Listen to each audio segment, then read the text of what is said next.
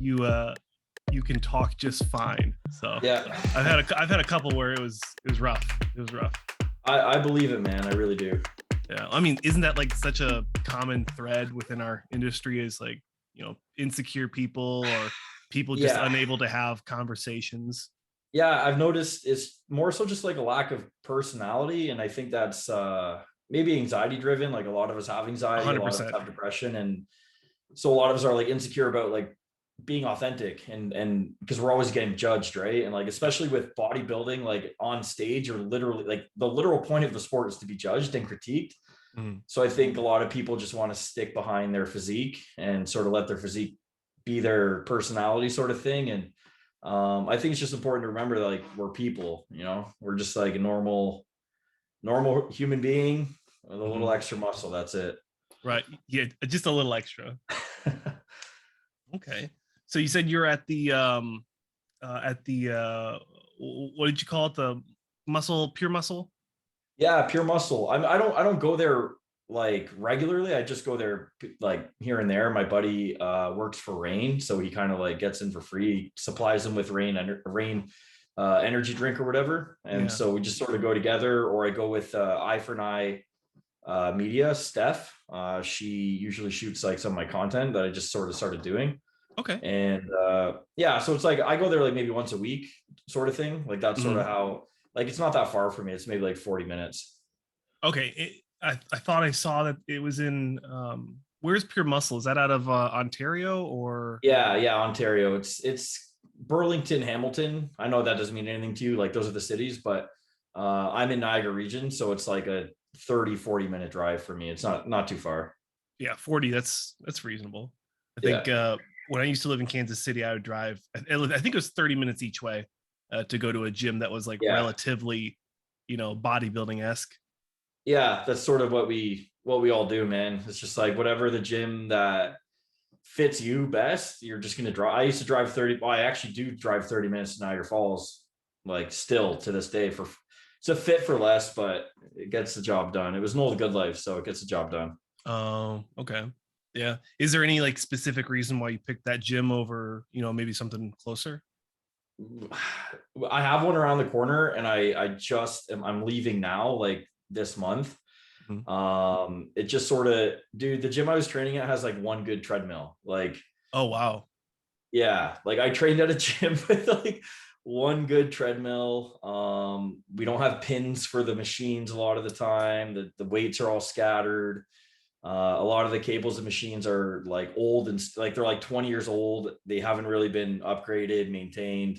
And I'm not trying to shit on the gym or anything. It's just like it's not for a bodybuilder trying to progress his career. But it got the job done for Toronto Pro. So I mean, I shouldn't say too, like I shouldn't talk too badly about it. It kind of got the job done, but yeah, it's just time to move on a little bit, No, I'm definitely in the same boat. I have a 24-hour, maybe 6 minutes from my house, and I drive right past it to go 20 more minutes to another 24-hour fitness because it's not dirty. It's got like 3 rows of like 20 different types of treadmills and ellipticals and stair climbers. I'm really jealous of that, man. We literally have we have 5 total treadmills. So there's 5 total.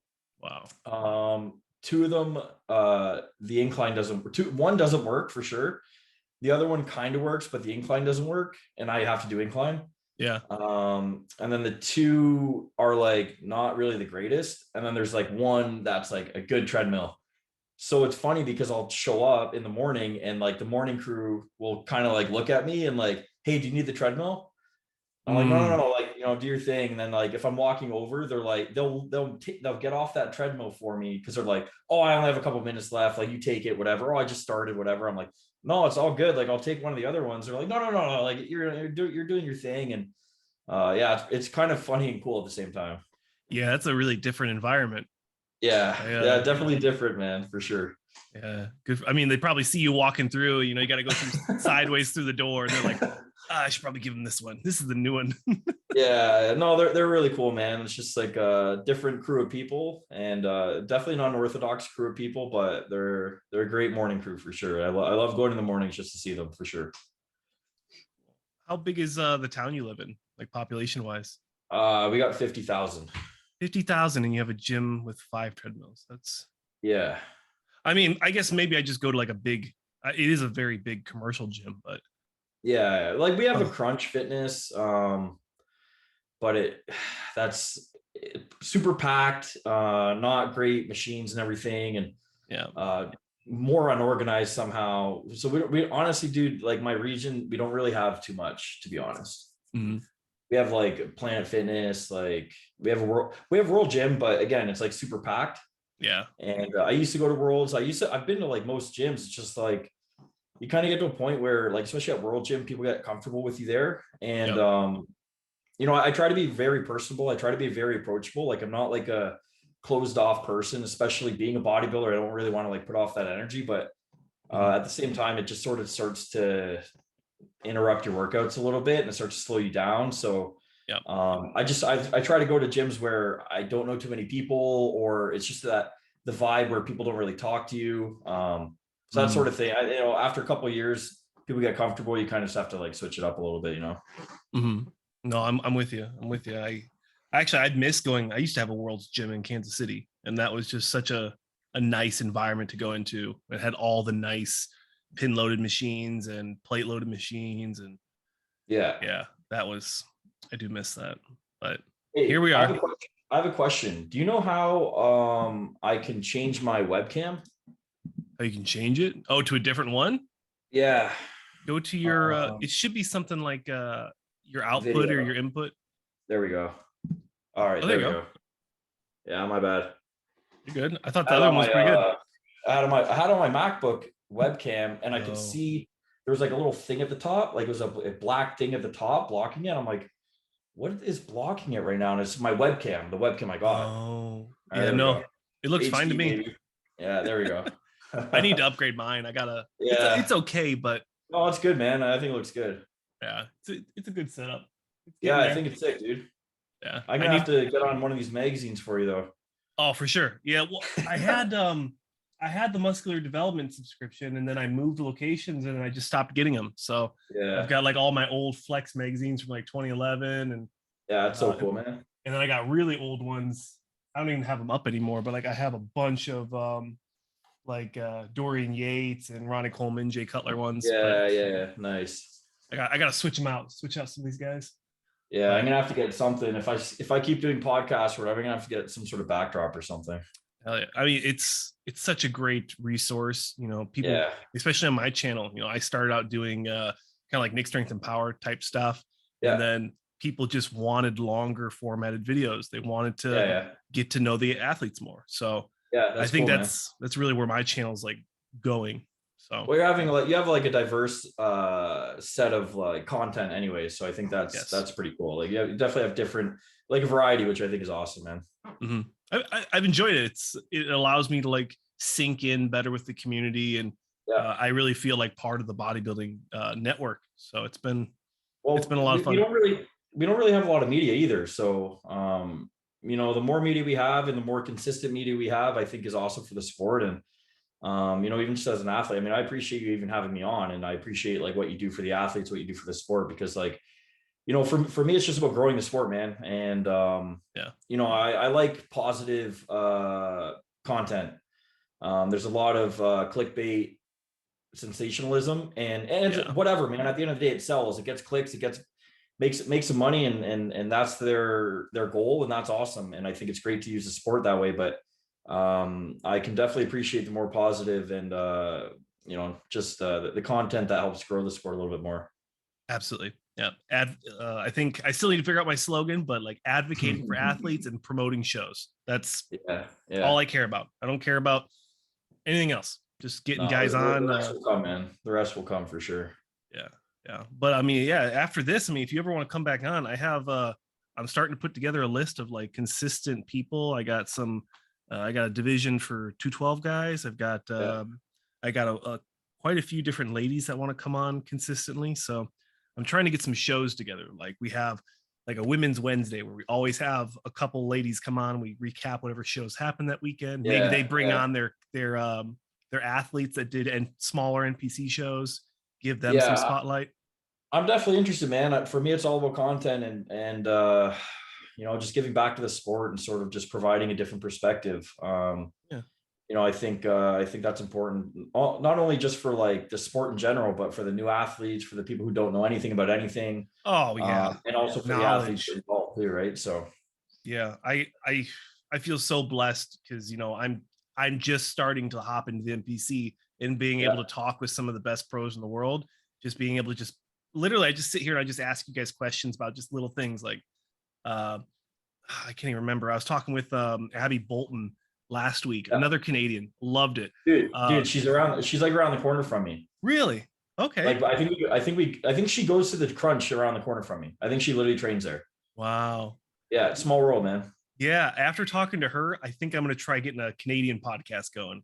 You should, because I Because was just I'm gonna say, like, yeah. with you wanting to grow the NPC and talk about NPC shows, I think her and I could easily talk about the Canadian Physique Alliance shows, and that's an organization that I hope to have an impact on building because I do see a lot of things that could improve the sport. While also, like, I think we get kind of shafted. We have absolutely no exposure at all here. Yeah, the CPA is so underlooked.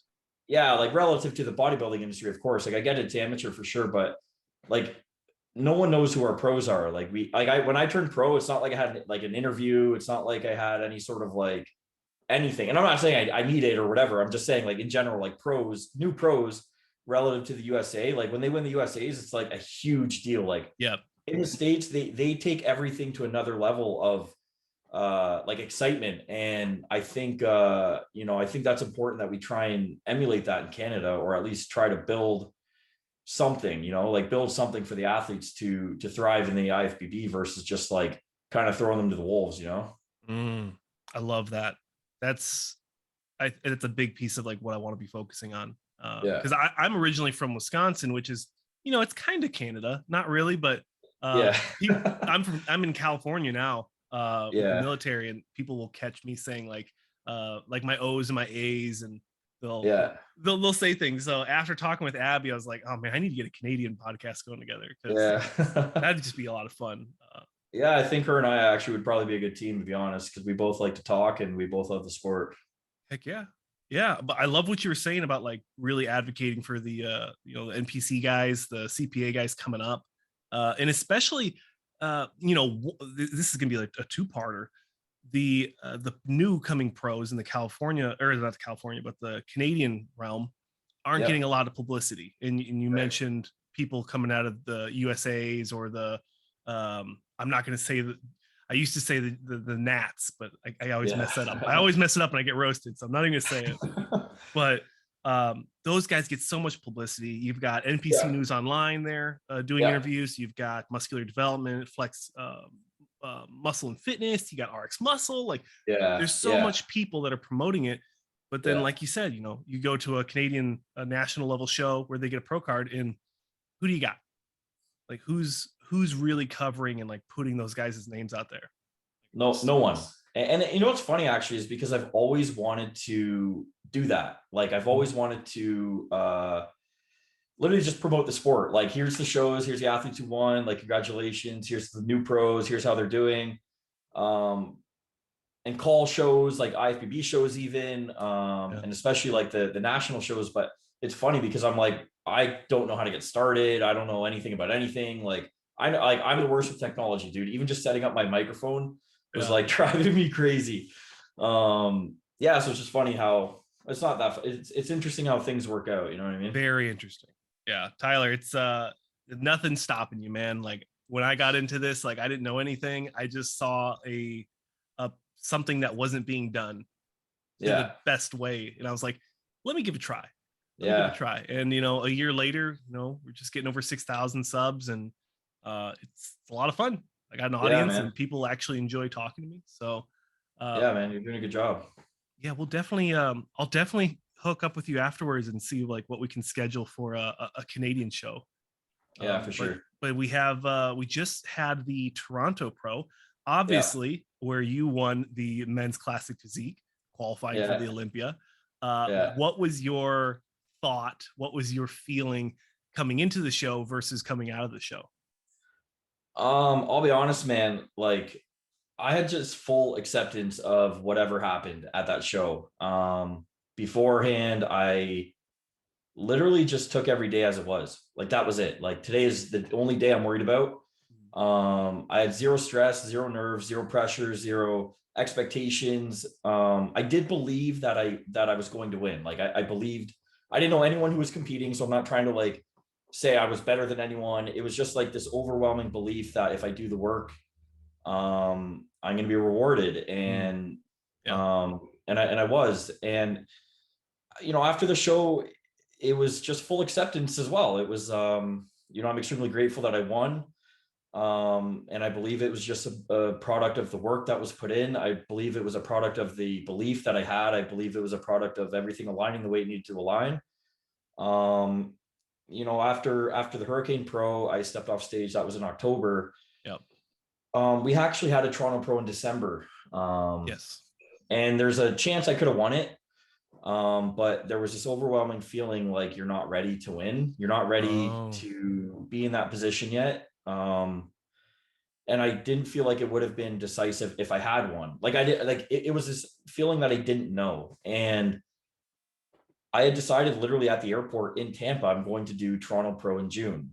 I believed that I had a lot of work to do still, and I wanted to focus on that. And I wanted to be in a good mental space to be a winner, like, to take on the responsibilities of going to the Olympia, to take on the responsibility of being someone that maybe some people look at and follow and want to follow. And I just felt like I had a lot of work, internally as well as externally, on my physique, my body, as in terms of my health, my mind, my emotions, and just like even spiritually. Like, I just felt like I had a lot of work to do. And the way things just went, everything just went as planned. You know what I mean? Like, it just, everything was so smooth. And like I said, I just had full acceptance, and it was just like, whatever happens, happens. And I totally accept it as it is. I actually even said that right before the show, like, my last post before the show or whatever. I just said I have full acceptance of whatever happens. And at the end of the day, like, if I lose, I lose. I've lost like more of the times than I've won. And at the end of the day, like, losing is a part of winning, and losing is a part of the process. And if I had lost, and I would accept it and just take whatever I can learn from it and go from there. Like, I'm not going to get down on myself. I'm not going to get disappointed. I'm not going to get upset. It's like, it already happened at the end of the day. So that was sort of my mindset going in. And that is my mindset still currently. Like, I'm extremely proud of everything that happened, the way it happened, and everything I did. And I'm extremely grateful that I was rewarded. But at the end of the day, I just accept it for what it is. And thankfully, what it is that I won. So I'm extremely grateful for that. Absolutely. What was I like how you said that, just accepting how you already did the work, and how the cards lie. Yeah. How did you feel about your let me look here. So you did the Hurricane not that long ago, last year. Yeah, that was in October. Yeah. October. October 23rd or something. Yeah. Okay. And you placed fourth, and that was correct me if I'm wrong, that was your pro debut? Correct. Yeah. Okay. How did you feel that package in your pro debut compared to your Toronto pro package?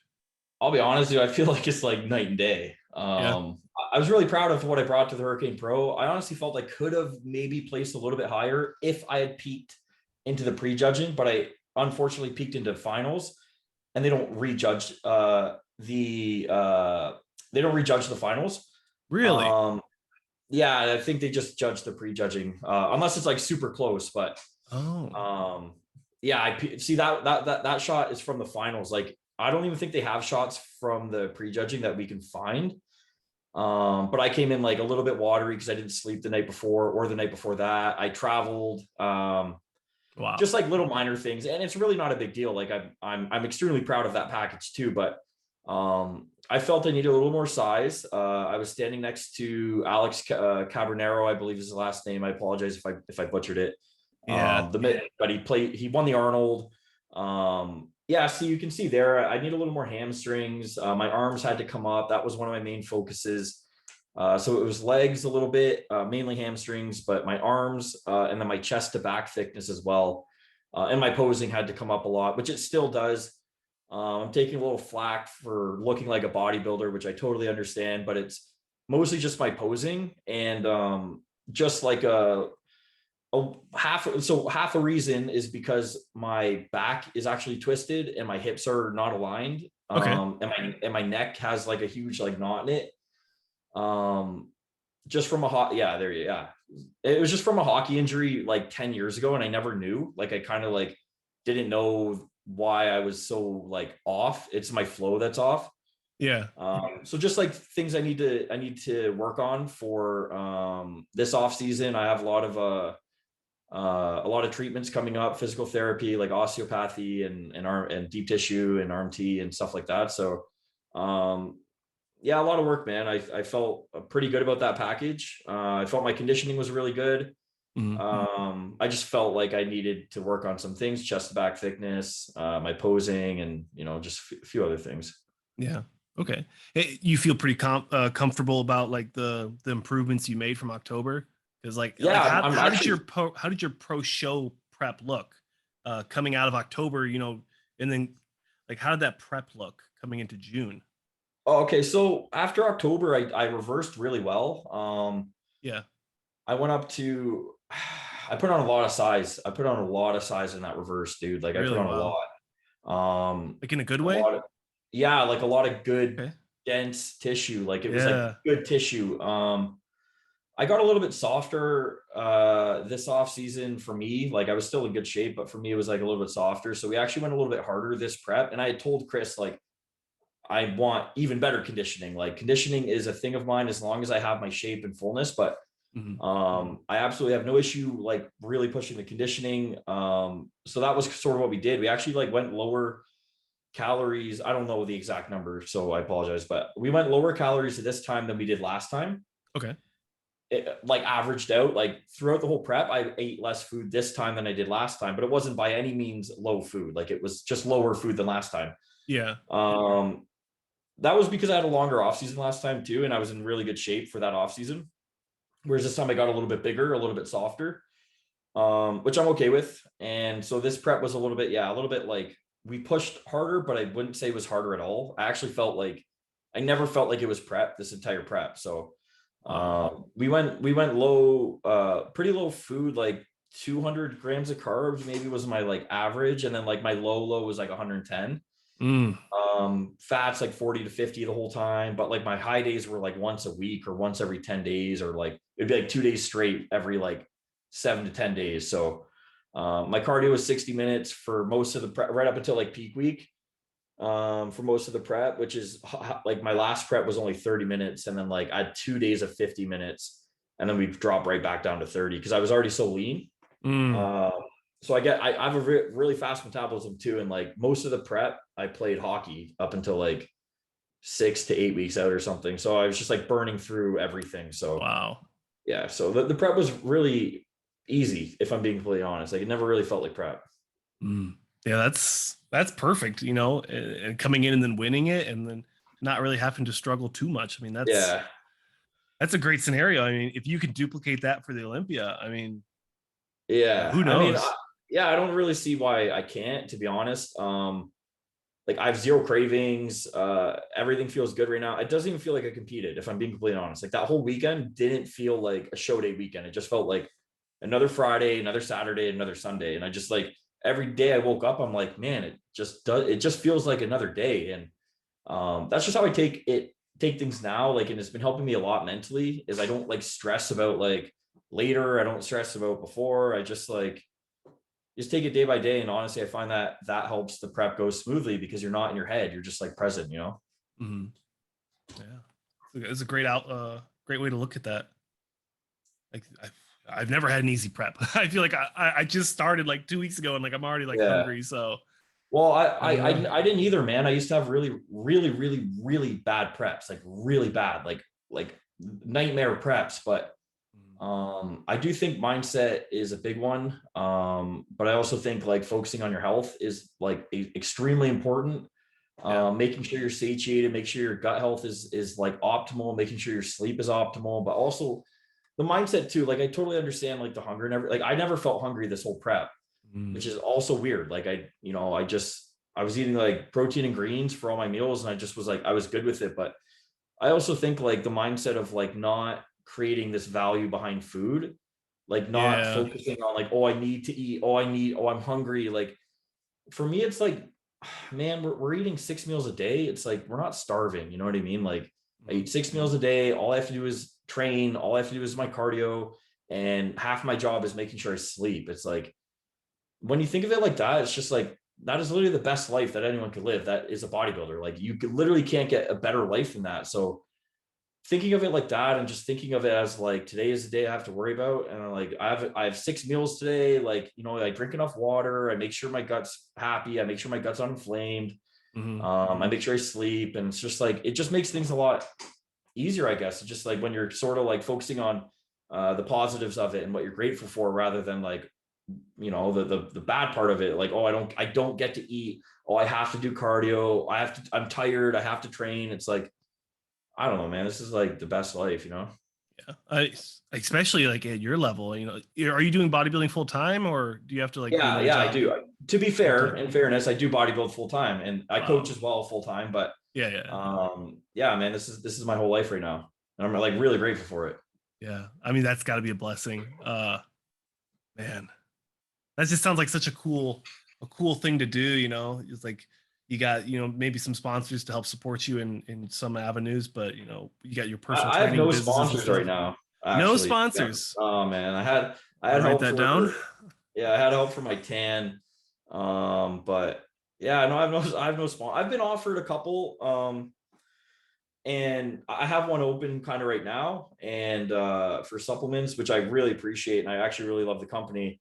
But in the past, I actually had a couple reach out before the Hurricane Pro, and I respectfully declined, not because like I didn't like their stuff or whatever, but the deal was like very entry level, and I totally respect that. And I actually said like, I don't believe I'm worth more. It's not that I'm saying I'm worth more, but I just would like to earn more. Yeah. So I said I'd rather earn a little higher value. Let me go do my thing first. I don't really want to just like sign away, my name and brand and everything just for a couple tubs of protein. So I just decided to wait it out a little bit. I just wanted to sign with the right company at the right deal at the right time. And so that's sort of what I've been waiting for. Okay. Well, I mean, with an Olympia qualification, I feel that, people's eyes are going to be on you now. Yeah, I hope so. I hope so, man. Yeah. There's so many opportunities for sponsorships, man. If little old me can, secure, I've got quite a few different, like, not sponsorships, but affiliates with brands. Like, there's a lot of stuff out there, man. So yeah, no, I agree. And for me, it's just all about the right fit. I absolutely respect everything everyone's doing, and I totally respect that they have their own vision. I just want to make sure like our visions are sort of aligned. You know what I mean? And our values are aligned. And like I said, I don't want to just sign just to sign, and I don't want to sign with the wrong company. And I've seen a lot of other athletes do that. And it sucks because as an athlete, like you're super excited to sign a sponsorship, right? And it's like literally one of the greatest perks of this life, and like this lifestyle and industry. And so it really sucks to see like some athletes kind of get burned, or companies get burned, or so I think it's just important to be a little bit more patient, and just sort of do what you feel is right at the right time, Yeah, do what's right, and then like you said, has a good fit. Yeah, I like that. Have you been in sync with any of the other classic physique shows that went on lately? A little bit. Like what? Like which ones? Like a little bit. Yeah, I do follow the sport loosely. Like I wouldn't say like super intense. Like I do follow most shows though, for sure. I just like maybe some athletes I'm not super familiar with. That's all. Yeah, I'm just trying to think, because we had I think the amateur Olympia Spain happened. Gosh, I just haven't been really synced in this last week, and I'm just going through some life stuff. Dude, my whole week's been like insane, man. Like I'm used to just doing nothing all day, because this is what I do: eat, sleep, and train, and coach. But like this whole week has just been like nonstop, like shoots here, like talk to this Wow. person, do this, do that. Like it's just been it's been a lot, man. And I'm not really used to it. Yeah. I mean, I bet. Uh, I when I have like say like 3 podcasts in one week, I'm just like completely overwhelmed. Yeah, yeah, for real. But in like a good way, you know? Yeah, that's the thing. I mean, I take the good with the bad, right? Like I like my free time and all, but at the end of the day, if I want to be successful or I want to grow, I have to be out there a little more and I have to do a little Yeah. I have to kind of get out of my comfort zone. And that's something I've been working on the last couple of years, is just putting myself in positions that go outside my comfort zone. Mm. Like this right now, even, you know what I mean? Like I don't usually do stuff like this. But it's something that I need to do and want to do also because I want to grow as well, right? Yeah. Yeah. I mean, it's such a great formula. It's a great format to really get Yeah. who you are across and cover so many different topics. Yeah. It's just great for the athletes. Me being a media guy, like it's great for me to be able to meet you guys, Yeah. especially with, not really having the finances to fly to all these different shows yet. Yeah. Yeah. So For sure, man. someday, hopefully. Yeah. Actually, I'm really hoping I can fly into Indie Pro next year, because like we did some good coverage for the Indie Pro this year. So Yeah. I'm hoping Dave can either I'll bring myself out there, or we can figure Yeah. something out. But that'd be Yeah, fun. you should, man. You should. That'd probably be a good time. You like interview the athletes and stuff. I think that'd be really Exactly. good for the athletes, really good for you, and I think that'd be great exposure for you. Mhm. Yeah, I'm looking forward to it. And then I just finished a podcast with one of my, or not my, but one of our first detachment nutrition athletes, Tom DuPont. We have a show here called we call it the Be Real podcast. Oh, We nice. just finished another episode, and I'm actually editing it right now, or I Cool. was. Um, he was telling me that a lot of the people from First Detachment, including the owners, they're going to be going to nationals this year in December. Okay. So I'm on prep to start, and I want to do my first show in December. So that's kind of like how the timeline's going to look. So Yeah. I was thinking, I wonder if I could find a show, and I still got to figure out how to qualify for nationals, because he said like if you place in the top 5 at any national level show, it'll qualify you. I'm like, that doesn't make any sense, but Yeah, it's not a hard way to qualify anymore. You kind of just really, even in Canada, like if you get top 3 in a regional show, you're qualified for nationals. And the problem is there's like barely ever 3 people in a class. wow. Yeah. Yeah, it's pretty easy to get a national qualification if you want it this time. That's weird. I would have never thought that I'd ever be on a national level show. But if you're telling me that there's only like 5 people there, like, I mean, that's how it was That's with the my way it first is. show. When I did my first natural show, or no, my second. When I did my second natural show, there was 7 people, I think, and I placed top 3 in Yeah. the open and the novice, and I was like, I was so ecstatic, but I was also Yeah. like, I was really hoping there was gonna be more people there. Dude, But when I started, so my first show in 2013 had 11 guys total, 2 classes. Like there's only 2 classes of men's physique. There's 9 in my class and 2 in the other, like short and tall, and that was it. oh, okay. Yeah, and then so that was my first show, and then the next show there's like 30 guys in my class at provincials, and I'm Mhm. like, holy crap! Like there were 80 something competitors in just that category alone. Now you're lucky to get 80 competitors total in a show, especially like a national show. This is the year then, I guess. Yeah, This is a great yeah, year to get ready to yeah. hop on that stage. Shoot. Well, I have my check-in with my coach today, so I guess Yeah. we'll talk about it, because I was thinking about doing the amateur Olympia, because it's I'm Yeah. in California, and it's not that far away. Yeah. So, Yeah. and talk about good photos. That would be a Yeah, man. great opportunity. Dude, you know what, man? Even just having like just being there, like on that stage with everyone around, like, dude, that weekend's gonna be crazy. It's like pretty Mhm. crazy that even I get to be a part of it, to be honest. But Yeah. yeah, I've been talking to a couple of my clients as well. Like I just said, like if nationals doesn't go the way we want it to go, I mean, because only one person can win. Yeah. Maybe we do the amateur Olympia, and it'd be actually pretty cool just to share that weekend with some of my friends who are my clients. You know? Mhm. Oh, absolutely. Yeah. Really get be able to meet them face to face if you haven't done that Yeah, already. yeah, Yeah. yeah. Yeah. I would say that's the main thing for me, is actually being able to meet all you guys in person. I've I just feel like I've interviewed so many just top pros at this point. Like it Yeah. would just be so exciting, just like see somebody and they say me and they're like, I think I know that face. And I'm like, I know, well, I definitely know your face. Yeah. Yeah, man. Even like I think it's cool like talking to other pros on Instagram. I'm like Rough Diesel or like, Regan messaged me good luck or good job at the show or whatever. It's like it's Wow. cool. Like these guys are doing it right now, you know what I mean? And I'm sort of on my way up, and it's just cool like that I'm kind of a part of it, Mhm.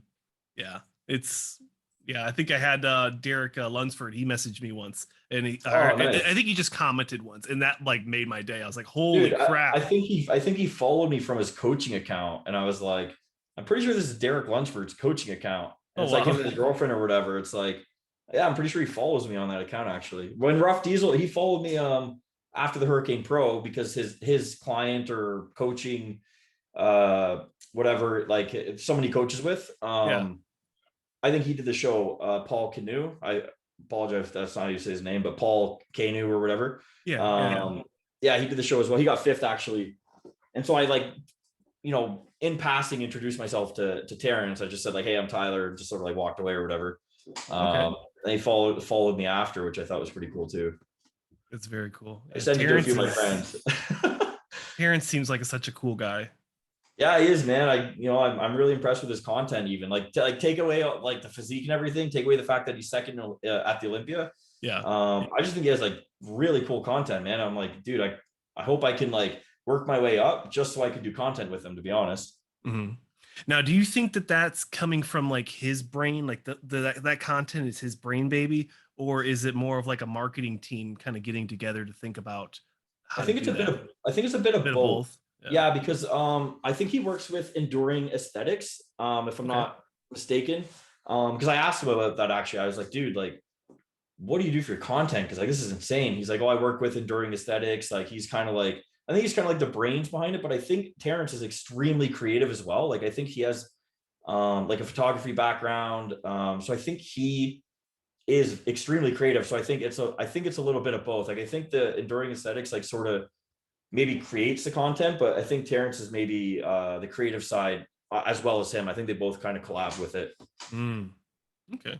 Because that's like, I mean, that's half the battle, man. It's just like Yeah, figuring out yeah, how to make the content, I how know, to dude. how to form it into something that your audience is Yeah, going to enjoy, keeping them like engaged long enough. yeah, man. That's what I'm struggling with. That's why my content, like I'm starting now to post more, and to be more accessible and to just be out there a little more, like allow people to see me, allow people to get to know me a little bit better. And I kind of did it on purpose, to be honest. Like I kind of always wanted to wait until like I earned that position for people to Mm, want to follow me, sort of thing. Like I just never felt like I'd rather like do the work first and be like work to be someone people want to follow rather than like try and convince people to yeah. follow me. Yeah. So that's why I started kind of putting more focus into it now, because like I said, like I really believed that the Toronto show was going to go well. So I kind of just wanted to get started, and it's time for me to grow. It's time, my brand is literally called Ascension. Yeah. And that's what this is all about. It's about ascending to my highest self, and trying to influence those around me to do the same, and try and just ride like everyone. I just want everyone around me to sort of grow, and I think creating content helps do that. Okay. And in this, I mean, yeah, that's a great way to look at that. I love that. With your Ascension Fitness, now is that like your brand, but also your coaching, and it's kind of like your all encompassing thing? So that's just my coaching. Like, I Okay. mean, I guess I am the brand for sure. I mean, Yeah. and I only say that because it's something that I've really focused on embodying for the past year and a half, because it's something, I've really focused on growing myself as a human being, developing as a human being. And, like I said, just trying to help, bring those around me up as well. You know what I mean? Yeah. Yeah. It's you're bringing everybody up. You're building that community piece that we talked about earlier. Yeah. Yeah.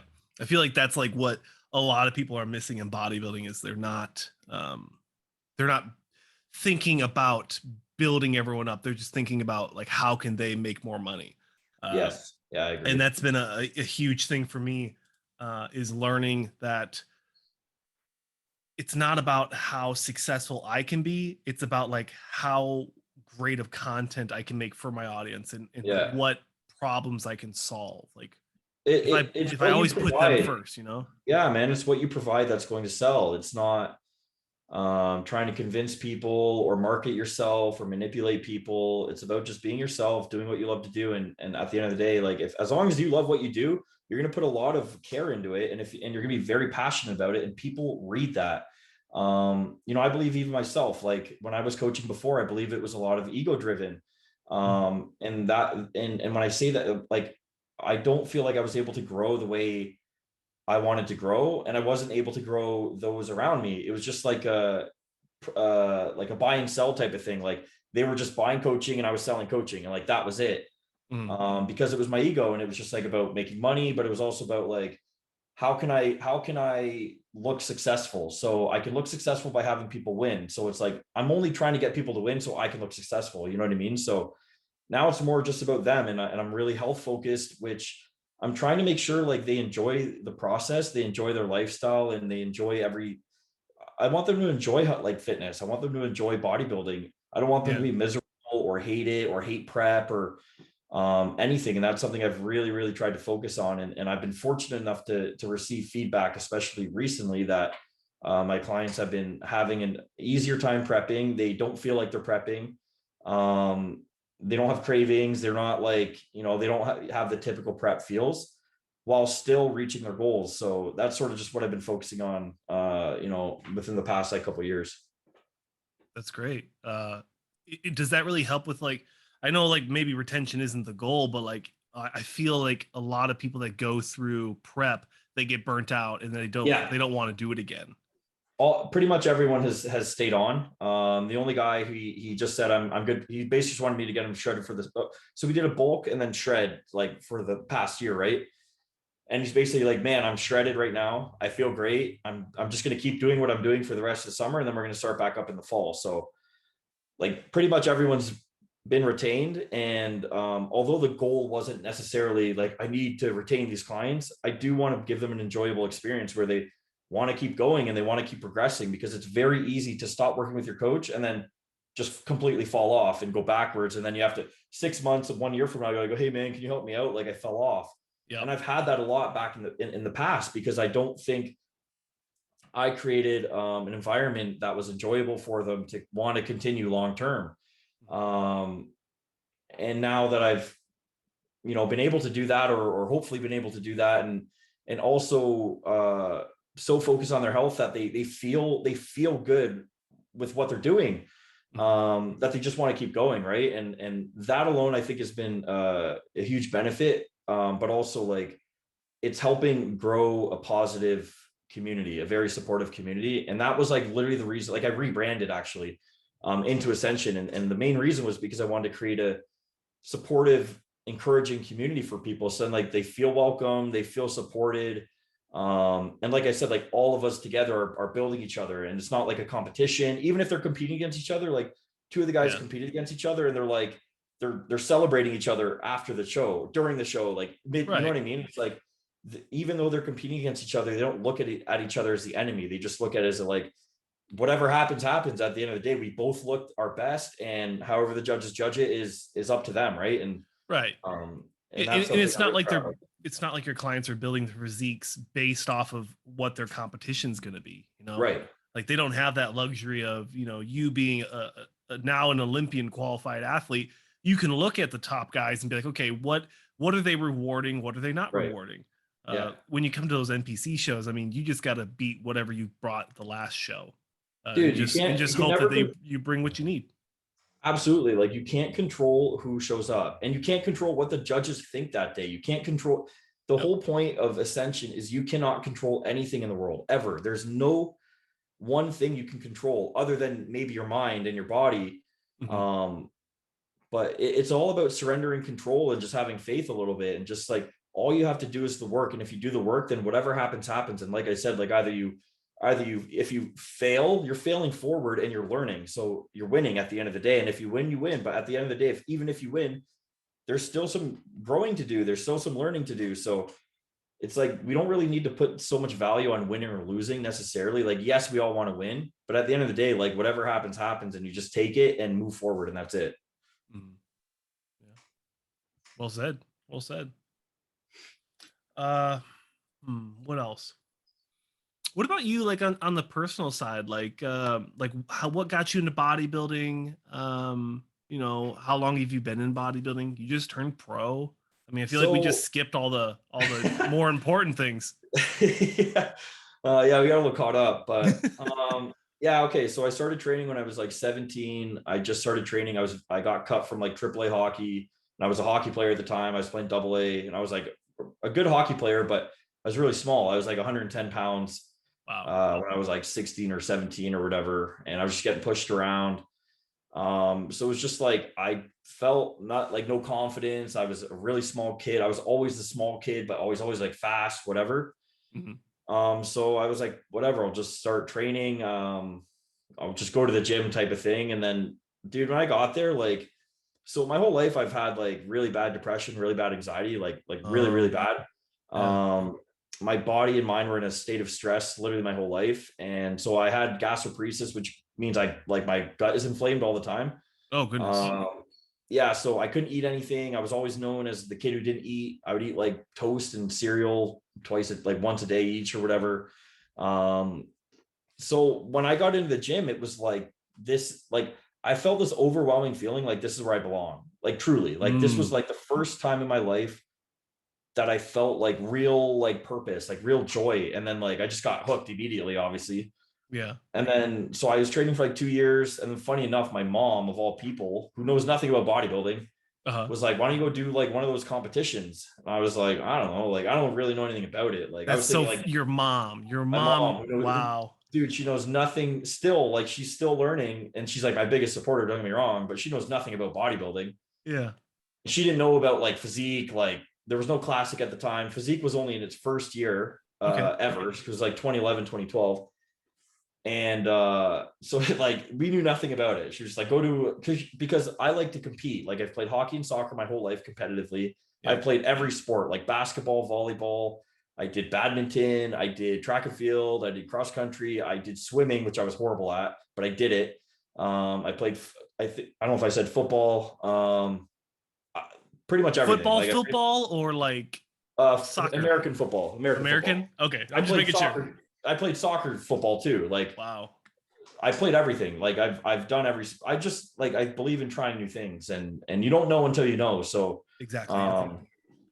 yeah, so I did that. And then she knows I just like to compete. Like, and at that point, hockey and soccer were done, sort of thing. Like I'm not going to the show. So yeah, you know, I will still play for fun, but like she knew I need something to pursue. Like I didn't have purpose. I was just like kind of going through the motions, like, you know. So she's like, you spend all this time and money at the gym. Yeah. Like, why don't you go do something with it? Like, why are you like just going and like just go, like, why don't you just go try something new? And I'm like, all right, cool. So I looked into like my first show. I didn't really diet or anything. Like I was like eating Swiss chalet like 10 days out. I didn't know what macros were. I didn't know what a diet was. Like I just did cardio basically. And because I'm a lean guy naturally, because I play sports all the time, I have a fast metabolism, I'm very active.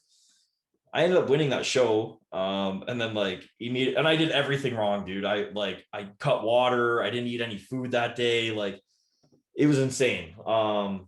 I got a spray tan from a local place, and then showed up, and like they helped me out. So I did a lot of things wrong, but I ended up winning, thank God. And because of that, I was just hooked immediately. And that was back in 2013. And then did a couple, like a provincial show, national show. I was like second at provincials, fourth at nationals. That's when I was like 21, I think 20 or 21. Wow. I think I was 20. I think it's 20 years old. And then whatever. And I did the Arnold's at 21. I didn't place there. And then I didn't place at nationals again. So I switched from men's physique to classic physique in 2016. This was the first year it started. Yeah. Won my first show with like a 4-week prep or something. And then I got third at provincials, took a year off, came back, and then did Toronto Pro Qualifier 2018. Because I took a long off season because I was like, I need to grow. Like I am not big enough at all. I did. So I won the Toronto Pro Qualifier, but I only won my class. So I didn't get the pro card. Did another couple nationals. I got second, and then I think I won the next one, 2019 Canadian Nationals. I got the overall. So that's when I turned pro in classic, and then I took I shouldn't say thankfully, but I was going to do Toronto Pro 2020, and then the pandemic hit, so that got canceled. And I only say thankfully because I would have gotten slaughtered at that show. I would have gotten like a third call out or something because I was still very undersized. My shape wasn't there. I had a lot of bad habits, a lot of bad influences, and just overall not a good situation, and definitely not a good situation to go into a pro show and a pro debut. So I got like lucky. I shouldn't really say that, but I got lucky that things worked out so I couldn't compete. And then I hooked up with Chris Aceto in early 2021. That was sort of the beginning of a big change for me in my entire life, internally and externally. And working with him was one of the big changes. That was the first time I ever like really worked with a coach in the off season, because I was like, man, I kind of just like was like, what I'm doing isn't working, sort of thing. I just I had to admit to myself that what I was doing was not, conducive to where I wanted to go in life. Which is crazy to think, man, because I'm right here where I wanted to be. This moment is the reason why I made all these changes that I needed to make. And then so Chris and I started January 2021. I had told him right away, like, dude, I have so many health issues I have to address, but I still want to start because I want to be accountable and I wanted to start moving forward. Even though I'm not going to be, I told him, like, I can't eat all this food because my gut was so inflamed. I just want to get started so we can move forward and you can learn and I can learn. And because I'd rather just get started than not get started. You know what I mean? Because if I don't get started, then I'm never going to get started. And so I really focused on my gut health. I cured my sleep apnea at the same time. Treated my gastroparesis, so I don't really have any issues anymore unless I like eat a lot of sugar for a long time, or I'd really have to fall off my diet for it to flare up like it did. But yeah, so Chris and I started working January 2021, and just sort of started pushing shows back because I was like, oh, I'll do this show in September. It was like the Toronto Pro, and then it got pushed back. So I'm like, cool, I won't do that show, and then I'll do Tampa, and then I'm like, I'm not going to be ready for Tampa. So everything just worked out the way it needed to work out to push it back. And I did the Florida show. And again, man, like I could have did Toronto Pro, but I wasn't sure how they were, like, because the vaccine requirements and stuff, like I just wasn't sure how things were going to go. And Canada's like a little bit crazy right now. So I wasn't sure. So I was like, you know what, I'm just going to go to Florida. It's safe to go there. I know everything, is open there. And because I wasn't sure if they were going to cancel the show or not. Okay. And I didn't want to rely on that. It was the last show of the year. And like, if they canceled it like 4 weeks out or something, like then I'd be screwed out of a show. So I played the safe bet. I just wanted to get on stage to gauge where I was at, to gauge how much I need to improve relative to these pros. I got fortunate enough that Alex did my show because it really gave me a good idea of a top, like he's a top 6 Olympian. And an Arnold winner. Like, so I was like, so happy that he was doing that show because I'm like, I get to be compared to a real top competitor now. And then I get to know what I need to work on. And I did that, and then, placed 4th in my pro debut. And then I really was like, I could have did the Toronto show. And I was just like I said earlier, like, I don't feel like I'm ready to decisively win, and just took a little bit more time off and felt like my patience sort of paid off. But yeah, that's pretty much my story, man. If there's anything else going on. Okay. No, that's good. I like hearing like people's like motivations to come into bodybuilding, what they've done in the past, their family life, things of that nature. So, because I liked, I know another guy has a really cool channel. I think it's called Behind the Muscle. And I like that idea of like really getting to know the athlete beyond the stage. Yeah, I think he's Canadian, right? I'm not sure. I know Yeah, I I've don't know. watched a couple of his, but I just, Yeah. he seems like a good guy. Obviously, like if you're making Yeah. that kind of content, you have to be, you know, pretty good fella. Yeah, no, honestly, dude, I'm an open book at this point in my life. I've done a lot of shit, so I don't really have anything. I don't really believe in hiding anything. It's good. At the end of the day, everyone's sort of flawed. Everyone sort of has their own backstory, whether good or bad. So I think it's just important to be honest with yourself and be honest with everyone else, and sort of just be transparent when it's necessary, and that way you can sort of help other people in the same situation, Mm, okay. or help them prevent going into that same situation. Yeah. Yeah. Yeah. What would be your, what would be, maybe not your number one, but like, what would be some recommendations, some like seeds of wisdom that you'd give on people that are just starting bodybuilding? Like what are things that you did wrong that you definitely know that amateurs coming up, especially even me myself, like what would Okay. you not have done? Well, first and foremost, I would have prioritized my health. I would have prioritized my gut health. I would have prioritized my nutrition, because food is literal medicine. And I really like, if there's one thing you take from this podcast or anything I ever say ever, food is medicine. Food will literally cure anything and everything. Everything that's wrong with people is a disease or sickness, or anything wrong with their health is a product of what they're consuming. And that means the stress that they're under. So if you're under a lot of stress, like you need to manage that stress, and you need to remove stressors from your life, period. Like we convince ourselves in our head, like, oh, I can't do that, I need security or whatever. Like you need to remove the stress from your life 100%. Food is literally the most important thing that should ever prioritize ever. Work is not important. Relationships aren't even that as important. Food, because you will never have a good work life, business, relationship, fun. You will never have anything good in your life if you do not have a good relationship with food, because food will literally ruin you if you let it. But it can also provide you the best life that you could possibly have if you let it as well. Like it's just a matter of making good choices.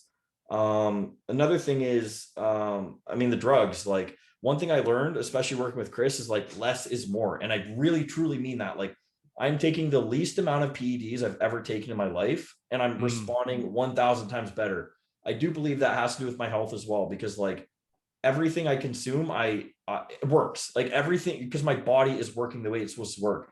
When we eat food that isn't that's like high inflammation, which is all processed food, all junk food, all fast food, doesn't matter if you're thinking gains, bro, it doesn't matter. Like you'll actually gain more eating less food if it's clean than you will eating dirty food if it's accumulating, and what it's doing is causing inflammation. So that's why people get injuries. That's why people have sleep apnea. That's why all bodybuilders have sleep apnea. It's because of the inflammation. It's blocking their neck.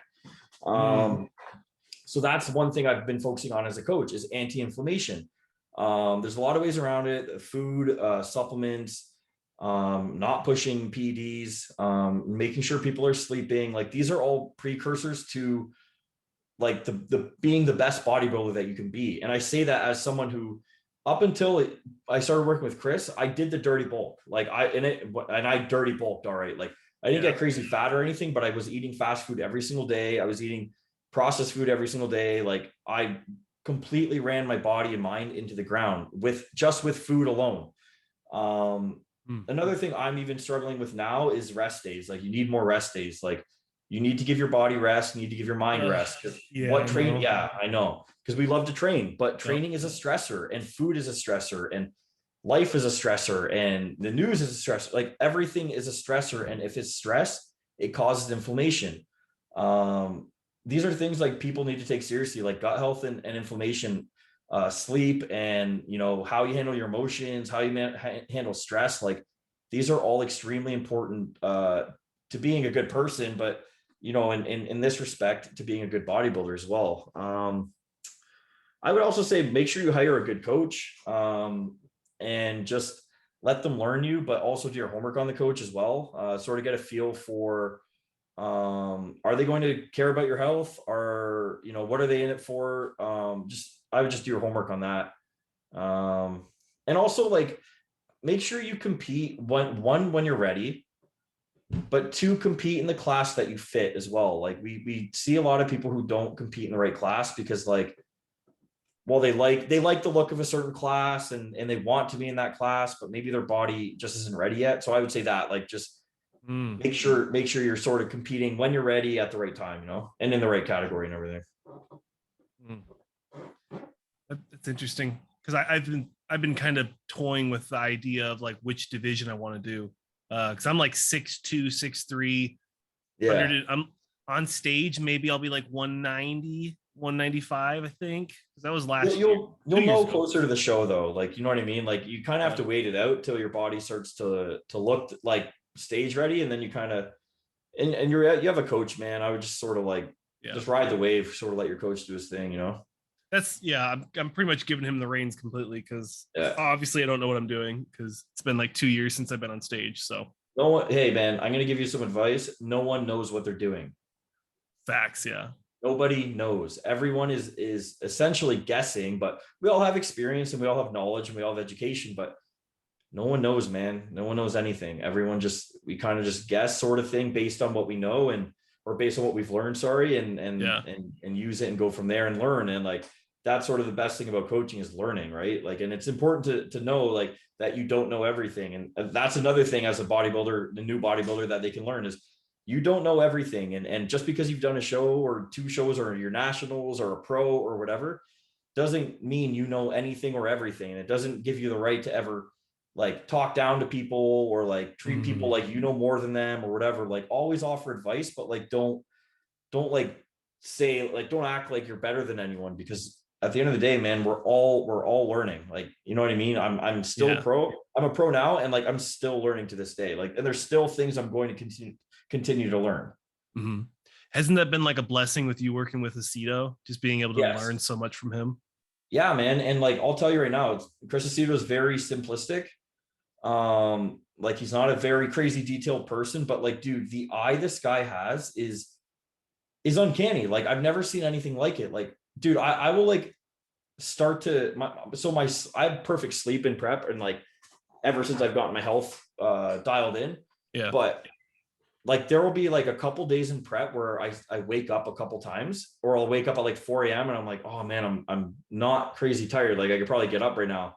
Yeah. And like dude, I'll check in that morning, and the next day is a high day, because he just knows like your body's depleted. And I don't say anything. I'm not like, hey man, I'm so tired. Like, I don't say anything. I literally just send my check-ins. And that's it. And I like kind of like give him a brief of what we're doing, but I don't give like feedback or whatever. I'm not like, oh man, I'm really tired or hungry or whatever. I just send my pictures. He looks at it, and it's like, it's insane how like the next day is like, he knows exactly what my body is doing and looks like, you know? That's interesting. I just partnered up with one of my buddies, and he's doing my coaching for this. We'll see. I know there's a San Diego show, but now after talking with Tom on the last podcast, like there's definitely like a real possibility. I don't know how competitive I'd be at a national level show, but like there's a good opportunity that I could actually get there. And then I could be able to meet a bunch of the other athletes within the team. So networking, man. At the end of the day, if you don't do well or whatever, it's all networking, man. Like, that's one of the greatest parts of competing, is like the people I get to meet at the shows. And like, the classic dudes are nice, man. Like, I haven't really met like an asshole or anything. Like, most of the guys are super nice. So I think that's one thing like you kind of gain from this industry is and you should focus on like at any level, is networking, man. Just talk to everyone, be nice to everyone, and form genuine relationships. Yeah. I guess it's a 2-parter, because now I want to say something on that. But what I was going to say was, my last coach, loved the guy. He got me the leanest I've ever been in my life. But there wasn't a lot of like back and forth. It was just like, hey, this is the diet. If you want to switch out foods, let me know, and I'll let you know if it's yes or no. But with Ty now, like, he has me checking in today, and I'm going to be sending him like all kinds of crazy stuff. Like, I don't want to take too much time, but 2 to 3 sentences breaking down like how my hunger is, and also scale it 1 to 10, and then how my sleep is, and like giving him like really detailed feedback. I was like, this is like way different than before. Yeah, I actually have, for my coaching, I have like a check-in form. So I make sure my athletes, it's a little questionnaire. It's really like, yeah, how'd you sleep? How's your hunger? How's your energy? Like, how's your digestion? Like, whatever. And then like additional notes, like, let me know what's up, like anything I need to know. Yeah, I think communication and listening is actually really key for coaching. I say that as I like literally don't give Chris feedback about anything, but that's because everything went so well. And being a coach myself and an athlete for so long, I can kind of like figure out if anything's wrong. Like if digestion's off, I will tell him, like, I'm not asking him to like fix it, but I'll just say, hey man, I ate late or something. My digestion's off a little bit this morning. It's all good. Like I'll figure it out. You know what I mean? But Yeah. It's at least giving him feedback of like maybe why I'm bloated or something, or if my abs are a little washed or whatever. Right. So yeah, I think communication is key. So that's why I think those that feedback every check-in is really important. Yeah. No, I'm looking forward to it. As soon as we get done here, I got to start typing everything up. Yeah. Cause I already did my fasted posing and my weigh in. And he also wants me to do like, to test my glucose levels. Yeah. That's a new one for me too. So Yeah. there's I've a lot never of, done that. So that's yeah, cool. it's really cool. I've heard it's a thing now though, for sure. So I've never, I don't know anything about it. I've never like, never Yeah. looked into it, but I've heard a lot of guys doing it. So it's pretty interesting. Yeah. He was saying something about like, he wanted me to see, like how my, insulin response was based off of like carb intake. Yeah. So, you know, That's we're cool. doing relatively high carbs right now. Nice. Kind of like, I think he said he wanted to take the first 8 weeks and just kind of see what we can do to improve some of the lacking areas and just like Yeah. get everything like on one. And I already feel like so much more full Yeah. with my Yeah. posing. Nice. So, and then we'll start a prep aiming Yeah. for around the first week of December. Yeah. That's a good idea, man. I think like body recomp right away and just sort of learn the body. Body And recomp. Yeah. yeah, man, that to me is most important. Like that's one of like the first thing I'm like, if people want to do a show, I'm like, man, just give me like 8 weeks to like figure you out. So I Yeah. can like get your metabolism going. So I can see how your body responds to certain things, like especially the carbs, fats, whatever. Right. Hmm. Yeah. But what I wanted to joke about was the networking piece. So what I do is with all of my podcasts, and you'll see it on your when I post it with your episode. I'll tag. There's a gym that I go to. I tag the gym as the geolocation. Yeah. So every time someone posts at that gym, they see all my content. Nice. So like I use that as like a networking thing. So like I can try to grow Yeah, man. organic local audience. Yeah, I do this. Um, Literally do the same thing with my gym or any. I geotag everything, man, because it's yeah, important just to like connect with those people, right? yeah, yeah. So I bumped into a couple different people so far. So Nice. it's been fun.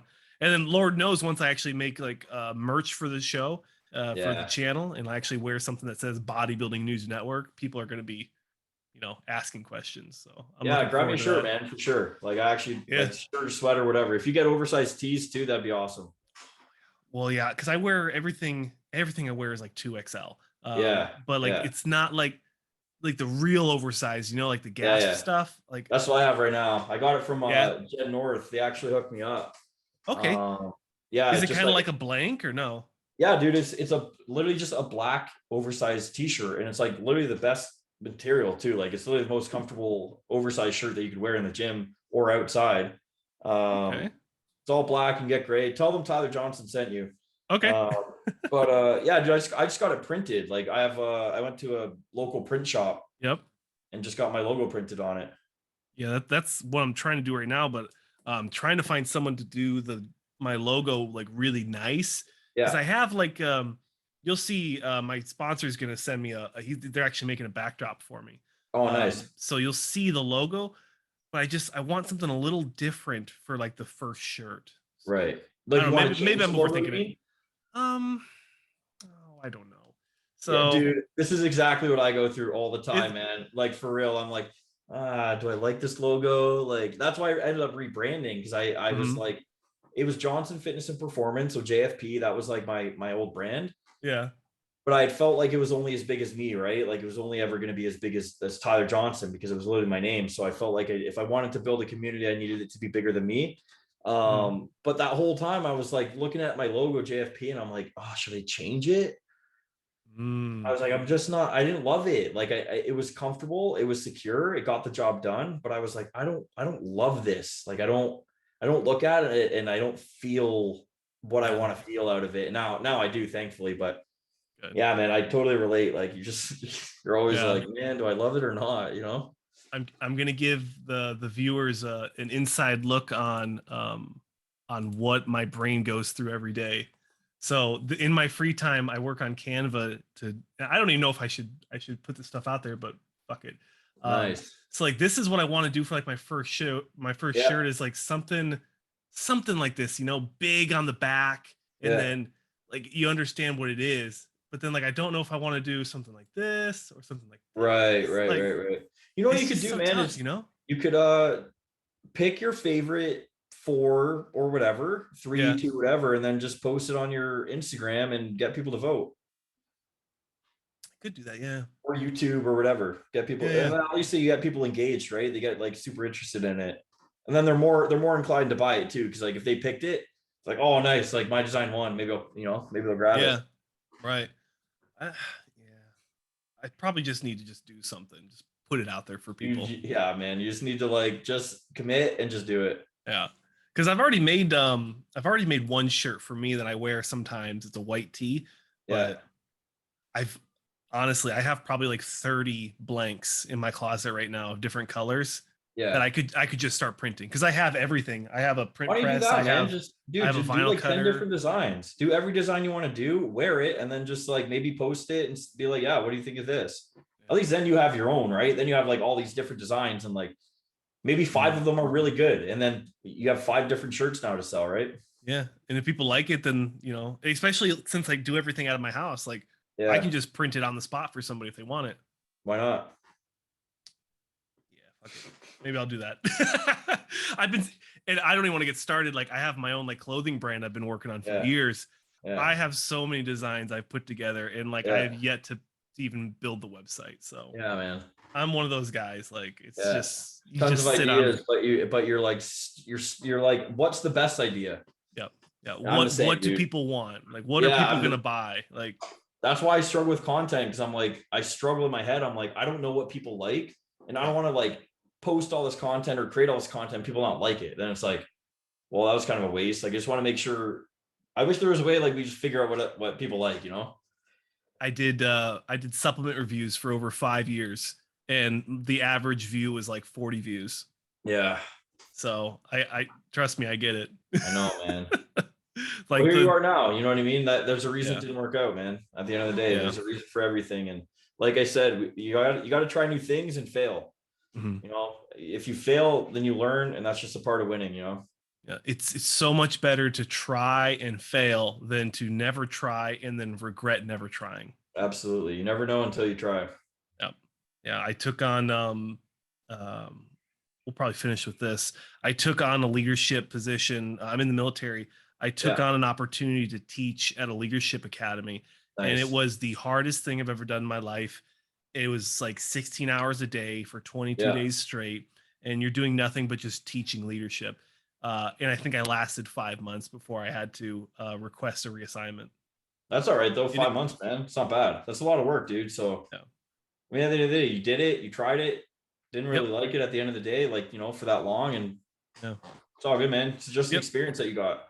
yeah. You learn from it. You know what I mean? You're going to grow from it and you grew from it. So I grew a lot from it, and I look back on it, and I was so happy that I took that risk because there yeah, was a not lot of everything risk needs with to it. be, yeah, man. Not everything needs to be full time. And I think it's important to recognize like in life, things have their time and place. You know what I mean? Like, Yeah. even just like friends, like people like cling on to friends because like, oh, we're childhood friends, but it's Yes. like, man, like not everyone is a part of the whole journey, and that's Yep. okay. It's like recognizing that people and places and things have a time and place in your life.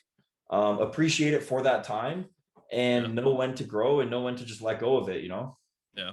I beat myself up sometimes because, you know, I don't consider myself, besides like all you guys online, like I just feel like I don't have a lot of friends. One, moving around a lot, and then Yeah. two, just like growing away from, you know, who I was when I was in my younger 20s. It's Yeah. just like I'm a completely different person now. Yeah. And I agree, there's man. not a lot to talk about that's beneficial, you know? Right. So No, dude, I'm in the same position, man. When I started with Chris, um, during that time frame, like I was probably like the loneliest I had been in a long time. Like within that mm, year, I sort of like isolated myself even from my close friends. And it was just because I was like, man, like there's just a lot of things I need to learn about myself. And I need to sort of just like go within, you know, and be alone. And I think that was like one of the greatest things I ever did, if I'm being completely honest. So I think it's important to recognize that, like I said, like too many people kind of cling on to people and places and things and work, whatever it is. And it's like, at some point, like you're going to hit that peak, and then you're going to start to go downhill. And it's important to recognize when you're going downhill, and then to cut off everything you need to cut off and just go from there and start growing. So like being alone, it's kind of like you have to do it, man. I feel like everyone has to do it at some point. And when you're alone, you start to learn yourself. And as you learn yourself, that's when you start to align with people that are more aligning with you and your core values, you know? Mm-hmm. And that's something, even for me, like I'm so terrified of the idea of being alone. And also, and I think it's, my wife is like really into psychology and stuff. She talks about how like always wanting to have noise and always wanting to have a podcast going on is like a trauma response. Like you're trying to block out things. Ego. The problem is like I don't know what my trauma is. So now we're trying to dig deep, man. Because I had the same thing, dude. I had a struggle. That's awesome that she does that, because that's extremely important knowledge. Yeah, man. I always needed external validation from other people. And so I'd always keep myself distracted, and I would always put myself, my true self, I'd always put my true self second. Because in my head, I'm saying my heart is bodybuilding and fitness and health. But it's very easy to get inside your ego and your mind to start saying, well, I don't feel good enough. Maybe I need some validation. So for you, it's like, I don't want to dig deep, because if I dig deep, it's really hard to do. So I'm going to distract myself and do another podcast and look for another clothing company and look for another business.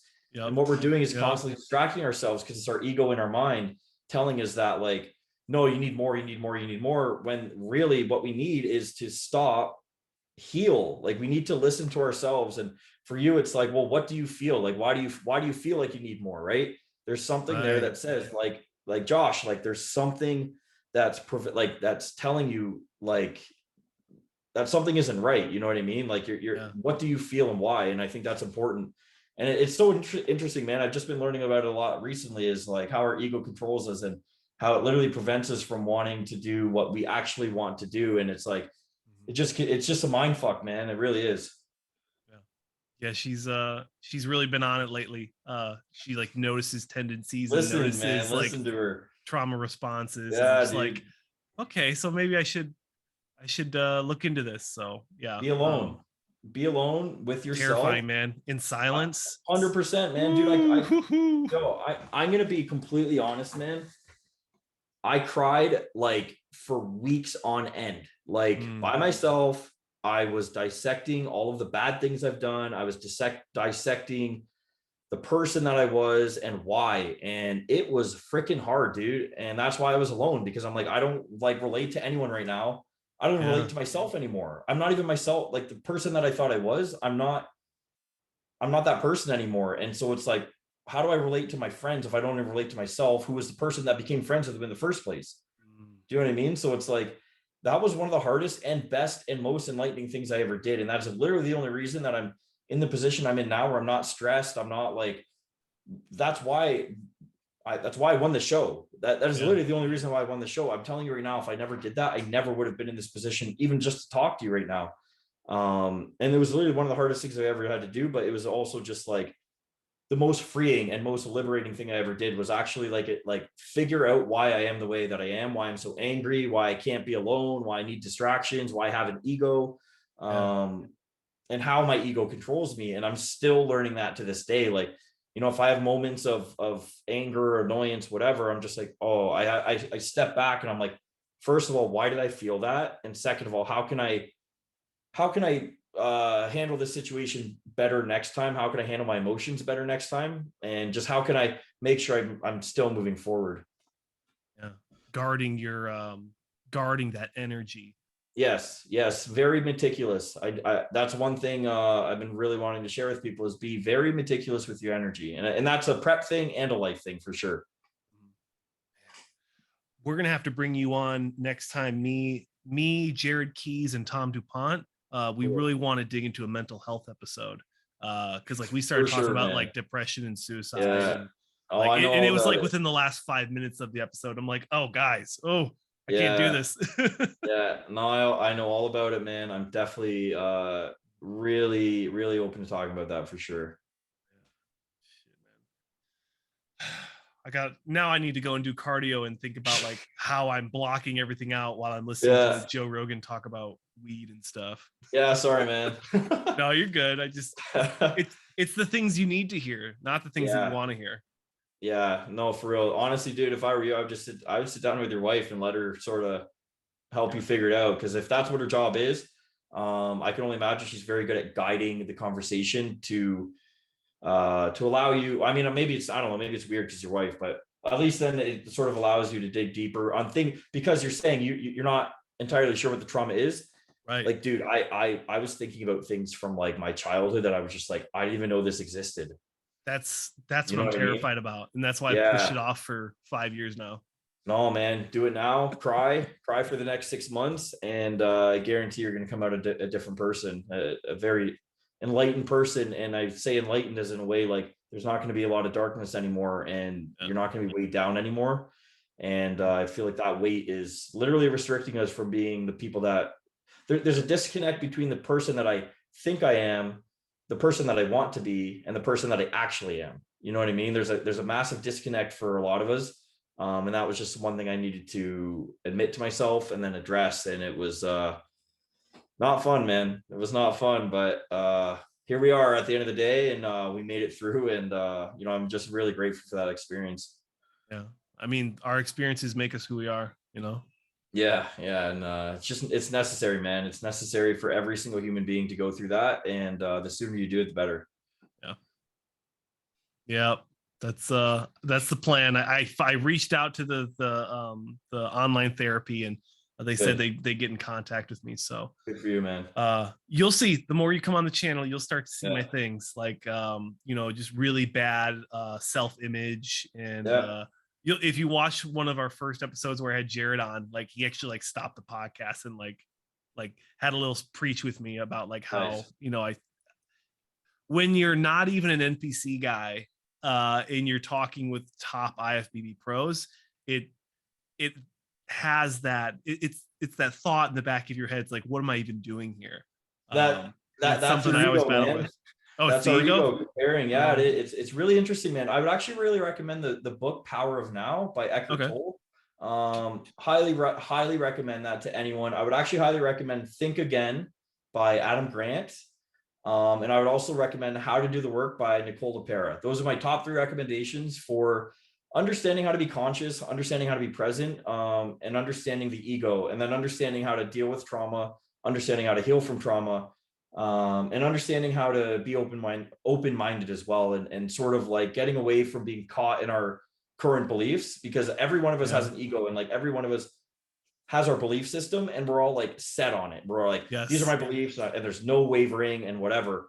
And that's like the most toxic way of living our lives.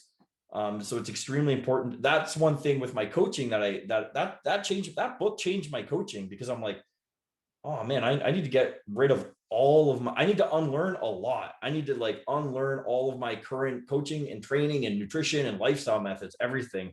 And it just totally allowed me to be a lot more open-minded, not only for myself, but for other people, and like being more understanding that like other people are flawed just like I am. Other people, they live different lives. Like, the way, like one thing I've been like preaching is like, there's 7.8 billion people in the world, right? But there's one planet, but there's 7.8 billion different worlds within one planet. Oh yeah.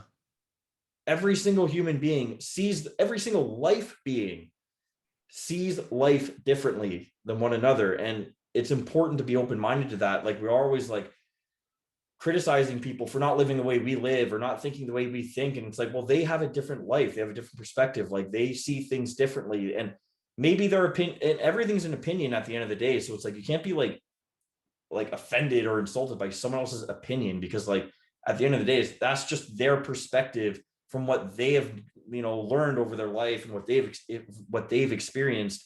So it's important to be open-minded, but also be open to discussion rather than having to be right or wrong. Rather, I don't argue with people anymore because it's like, you're What's not getting anywhere by arguing. There's literally nothing that comes good from arguing. So it's like, I'm open to having discussions and sharing my viewpoints. But if it's like I'm right, you're wrong, it's like, I don't care. Yep. Yeah. Right. Like, no one's right, no one's wrong. You know what I mean? I really don't care. So yeah, those 3 books, man, I really recommend. Yeah. I actually just started like actually reading books. It's been a long time. And I finished like my first book, and then now I'm on the I think it's called like the 5 a.m. Club. Yeah, I've heard of it. Yeah, so I'm reading that one. I like it so far. It's pretty powerful. Is it like an easy read? Yeah. Yeah, it's just like a story, and then they put like little seeds of knowledge in there along the way. Nice. I'll probably grab it then for sure. It's a good one. Yeah, because I've kind of switched from training at 5 p.m. That's how I've always been. And then I just want to spend more time with my wife and, work on our marriage and work on our communication and man, identifying trauma, stuff like that. But I decided to switch from 5 p.m. to 5 a.m. And it's been, I don't know, the training is just not the same. I get it for sure. Like, the morning is a different vibe, but I will say that the morning routine that you create for yourself is the most important like step towards creating a day that flows. Yeah. Like, I'm big on flow state. I'm probably annoying about it, but I'm big on flow, and like the morning routine is extremely important. It literally sets the tone for the day. So if you're up at the gym and you're doing something productive and you're getting your mind going and you're clearing your brain and you're clearing the brain fog from sleeping and you're waking up, amazing, dude. Like, the one thing I had implemented in my day when I first started this sort of journey was walking in the morning. And now I'm in the gym every single morning. Doesn't matter. I was literally in the gym Monday morning after my show. Yeah. People are like, what the heck are you doing here? I still got the tan on. I'm like, it's my morning routine. I'm home. I'm not going to mess up my morning routine. And I haven't missed the gym in the morning. And I'm not saying I like train in the morning, but do my light cardio, abs, calves, whatever. It's the best part of my day. Nighttime routine is super important too. We can talk for hours. I know I want to work on my evening routine of like, I always feel like I'm not good enough, and I feel like I never do enough in the day to like feel accomplished and feel worthy enough and all that stuff, and that it all ties in, right? Dude, go talk to your wife about that. Yeah. Well, she wants me to talk to a different professional. Yeah. You should. No, like, everything you're saying, dude, is everything everyone's thinking. And therapy is the number one best thing you can ever do for yourself. Period. End of story. It's the only, because unless you can do it yourself, which I was fortunate enough to be able to do. Like, I've been like literally asking myself all these therapy questions myself and answering the questions and dissecting things. But a lot of people can't do that. And it's hard for them to sort of figure out where to go. And that's what the therapist is for. Like, they're not going to make you feel stupid. They're not trying to like pull anything out of you. What they're going to do is just guide your thoughts, and that's going to lead you the way that you need to go. Yeah, I was gonna say with the evening routines, like, I want to add journaling and be able to like unload all that stuff and then try to like reapproach it the next day. But okay, so do it. Yeah. So do it tonight then. Yeah. That's it, man. Right. I'm gonna message you later and be like, yo, you got your journal done? Man, I've bought so many nice journals too, so I might as well. I've done the same thing. I've never written in anything, man. I've got this really nice bullet journal right here. I mean, I've got journals all over the house because like every time I go to a bullet, I'll go and like, well, this one was my 2021, and I did 2 pages, so I don't, I just want to have it there for like historical things. And no, I'll do it tonight, man. Even if it's just a couple things, like, even if you just write your day, if you just write your day down, then you get into the habit of writing. Yeah. Now, as you're writing your day every single day, you start to include your thoughts in that day. Like, a thought that really stuck out, and you just snowball, man. So starting tonight, you're going to write down everything that happened today, and you're going to feel good about it because you're going to tell yourself, I journaled today. Right. Doesn't have to be good. I journaled today, and I'm going to celebrate that win, and you're going to go to sleep happy. And then every single day forward, you continue to do that, and you continue to create that association with, I journaled today, that was something I did for myself. Like Right. that was something that I wanted to do and I did it. And you're not going to focus on, well, it wasn't the perfect journal. I didn't really get anything out of this. That's our ego trying to tell. It's the devil in our mind, dude, telling us like, you're not good enough. What you do, you know, we have to focus on the bad, and they're always chasing more. Yep. But like, you know, I don't mean to get like too spiritual or whatever, but like God talks through our gut, and our gut is what, like, that's what guides us, man. Like that's why we have a gut instinct. That's why we say trust your gut. And your gut is telling you right now, I need to journal. So do what your gut tells you. Write something down that happened today, whatever you did today, whatever you ate, dude. It could just be your diet today. You know what I mean? Like you just, at least you wrote something down, and then you're going to celebrate that win and create a positive association every single day. And it's just going to snowball from there, man. Guaranteed. And then I can get back into my stoic reading and all the good stuff. Absolutely. Stoicism is the best, man. It's one thing that's been really helped me go, just sort of change my perspective a little bit, or validate my perspective as well. Yeah. Just make you think different ways. Yes. I've really enjoyed like some, I mean, yeah, there's some good questions in there. Yeah. I do Ryan Holiday's. He does like a year breakdown, and it gives you like a stoic, a couple stoic passages from, you know, Socrates, Epictetus, those guys, once a week. And then they'll give you an evening and a morning reflection, and there'll be like two different questions that you can ponder. When I do it, love it. And people notice, like when I'm at work, like I just feel more engaged, and like I ask, like, energy, man. It's energy. It's literal energy transfer. And that's one thing I've learned actually over the past like year or so, because I'm like, people are more gravitated towards me in a positive way. Whereas before I was like giving off a negative energy because I had a negative energy within. And so I was like repelling people, and it was like a mean bodybuilder type of thing. You know what I mean? Yeah. And it wasn't intentional by any means. It was just because I that's how I felt inside, and I hated myself. So therefore people can read that. But when you're doing things for yourself, you're actually operating on a higher vibration and a higher energy, and you exude that energy. And therefore other people like take in that energy, and it raises their vibration. So it's like a literal like energy transfer, just from being yourself, just from like appeasing your true self, instead of appeasing your ego. And when you appease your ego, you give off negative energy. My opinion, anyway. Yeah. No, you're good. I could be wrong. I don't know. Who knows? Yeah. You know what I mean? Yeah. I never thought about the ego being part of it, but I guess it's just like, it's an interesting. Talk to your wife about ego, dude. She could probably go off about it. She'll probably teach you. Power of Now, though, I think is one of the best books for learning that. I'm sure I haven't started how to do the work, but I've listened to her podcast, Dr. Nicole LaPera. Okay. And she's the holistic psychologist, I believe, on Instagram. One of the best pages I follow for sure, for like trauma, emotions, like learning yourself, unlearning yourself. It's a really good page. She's a really good resource. How cool to be if we could get people like that on the podcast. Hey man, I've messaged her a couple times. Maybe one day we can get her. I'm going to manifest it. I'm going to manifest a conversation with her, and maybe we can get her on. There you go. Hell yeah. Yeah. All right, Tyler. Sorry. Oh, that's a lot. Yeah. So, sorry, man. No, hopefully everyone who's listening, you can enjoy me being the guinea pig here. You know, talk to yourselves. Don't be afraid of having internal dialogue. Yeah, you need it.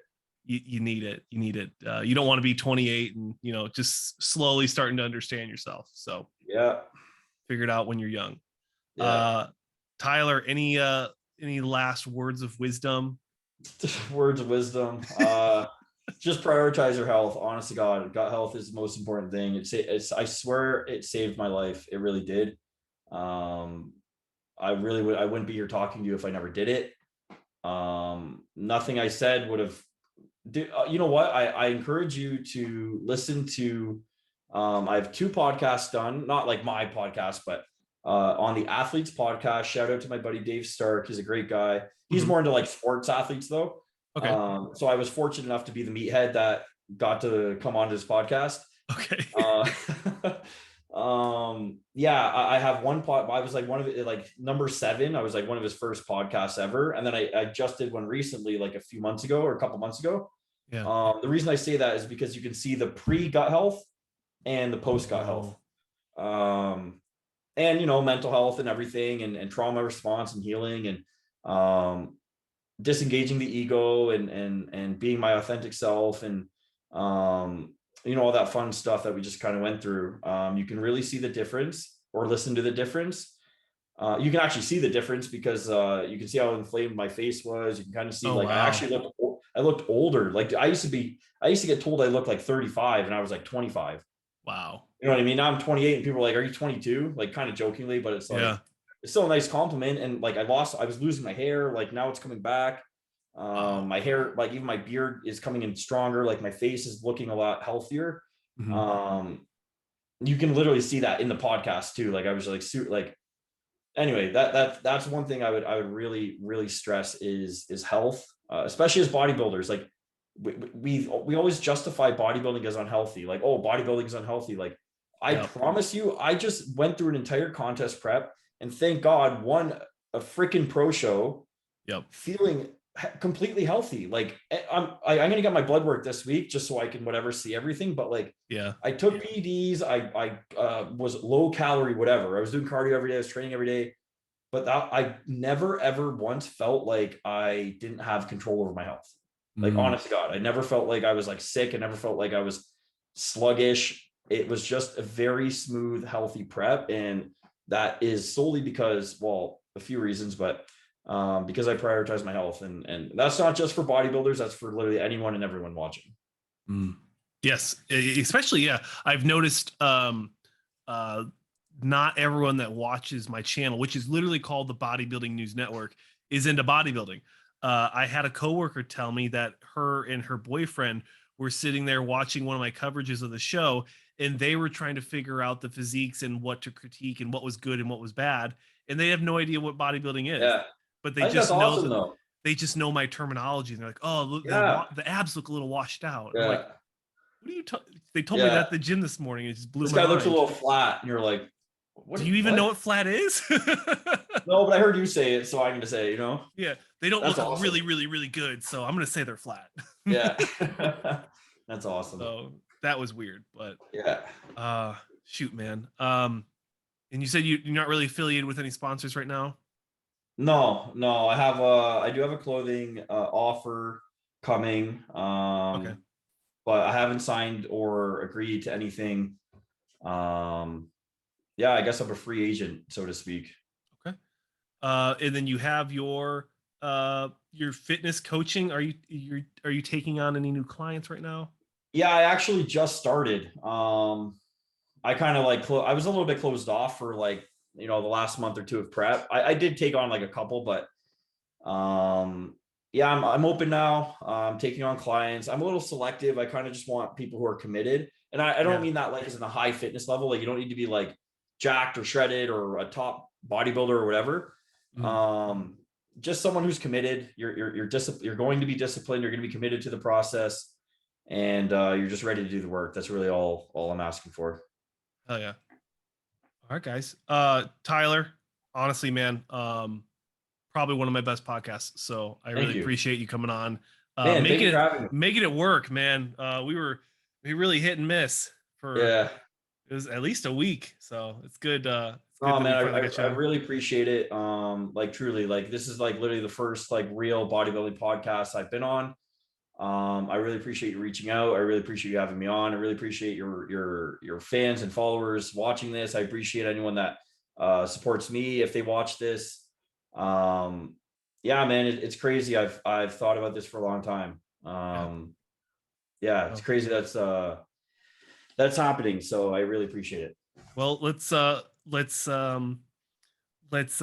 did you say? We're going to speak it into existence. We're going to manifest a maybe weekly Canadian bodybuilding podcast here on BNF.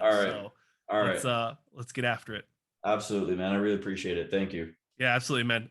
Guys, follow Tyler. Check out his Ascension fitness training, online coaching. If you guys are serious about fitness and you guys want to be transform yourself into I don't know what your slogans are, but a better version of yourself, definitely check out Tyler Johnson.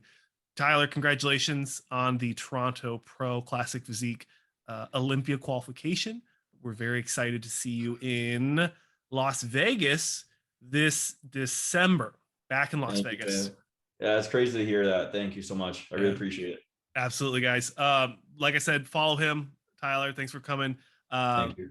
Follow check out our social medias. All my links in the description of the video. Subscribe if you enjoy this style of content. Check out my personal account if you guys want to see that sort of thing. Subscribe, and we'll see you guys in the next one.